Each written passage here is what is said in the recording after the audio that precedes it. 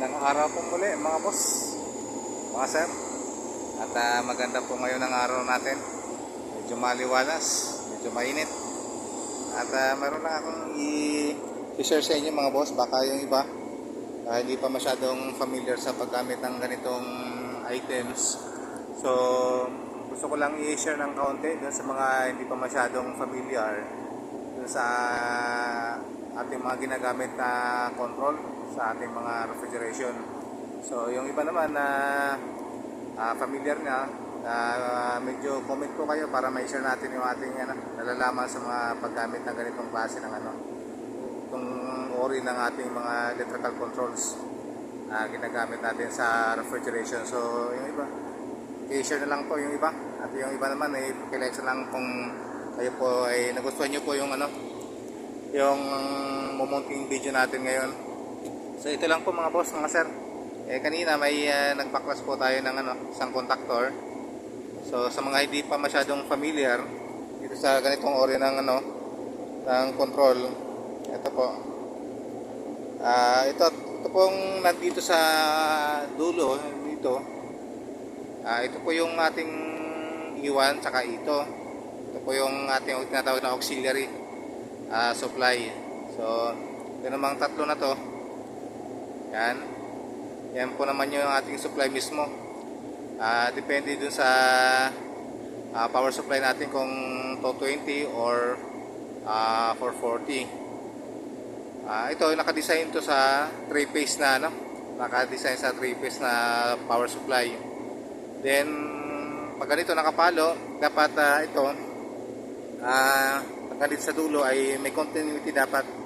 So dapat to itong nandito at saka ito ay magkadugtong dapat. So dapat may may continuity siya dapat. So ito at saka ito dapat mayroong continuity. So yan, dapat tapat parehas yan, dapat may may continuity. Tapos itong nasa gilid naman natin na to, ito yung normally close. Yan, normally close po yan. Tapos yung nandito sa tagiliran saka yung nandito, ito yung normally open natin. So ito kadalasan ginagamit to doon sa ating mga relay at saka doon sa mga switch natin. So sa ilalim naman, ito rin ay iwan at saka ito. So yung supply natin doon para itong contactor ay pumalo.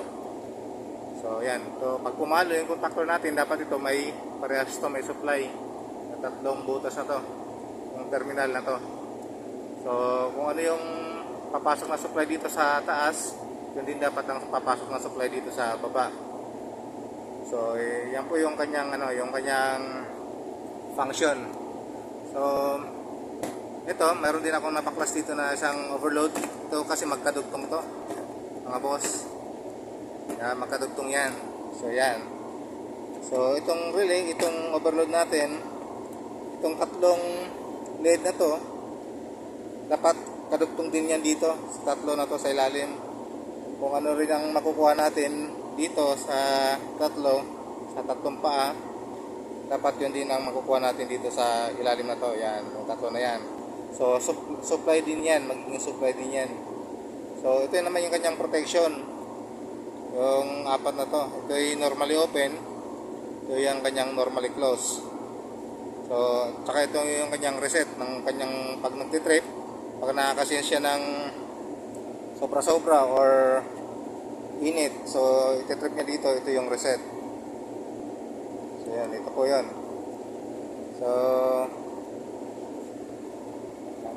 dito naman sa ating contactor, makikita nyo dun sa tagiliran yan mga boss, mga sir.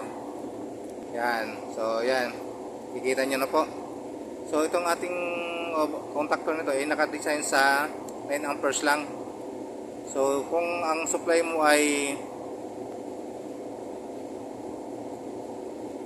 220, so ang kanyang VEC ay 220, ang kanyang equivalent sa kilowatt ay 2.5 kilowatt. Sa amperes naman ay 11 amperes kung 220 ang or 440. Kung sa 440 naman po, ang kanyang range ay sa kilowatt niya ay 4 kilowatt at 9 amperes naman yung kanyang capacity. So hanggang dyan lang po yung kanyang ano. So dito sa dalawa na to, nandito naman yung 550 at saka 690. So wala naman tayo dito niyan.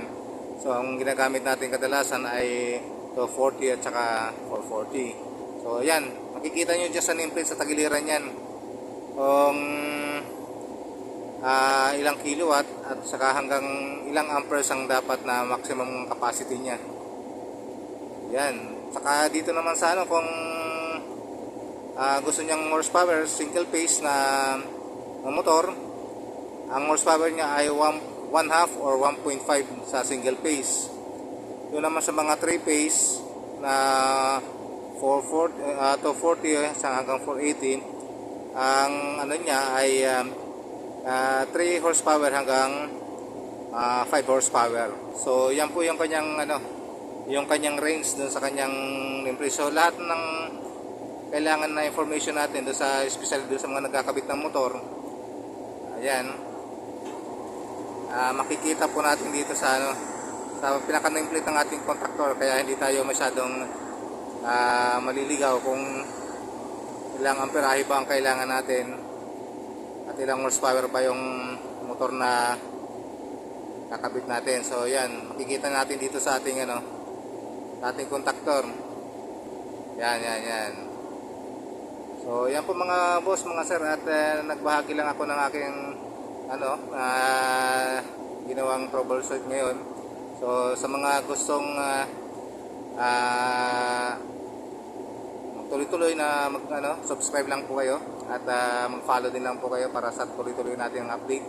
At saka doon sa mga marunong naman na at may ibang mag-share din po tayo. So i-share natin yung ating para yung iba natin mga kasama na hindi pa masyadong familiar sa ganitong ay magkaroon din sila ng idea. So yan mga boss, mga sir, nakita itong contactor lang po at saka overload muna yung so maliit lang po, hanggang 9 amperes lang po ang ito. So naka-design so sa 9 amperes po yung ating ang range niya. So ang brand nito ay Mitosol. Yan. So, marami namang klase ng mga brand ng mga contactor. Meron tayong Mitsubishi or mga iba-ibang klase ng mga contactors na ginagamit. So yan po, ito yung ginagamit namin dito. So hanggang dito po muna mga boss, mga sir, at magandang araw. So, medyo makainitan ngayon. Silang muna tayo. So God bless po sa atin at magandang araw po.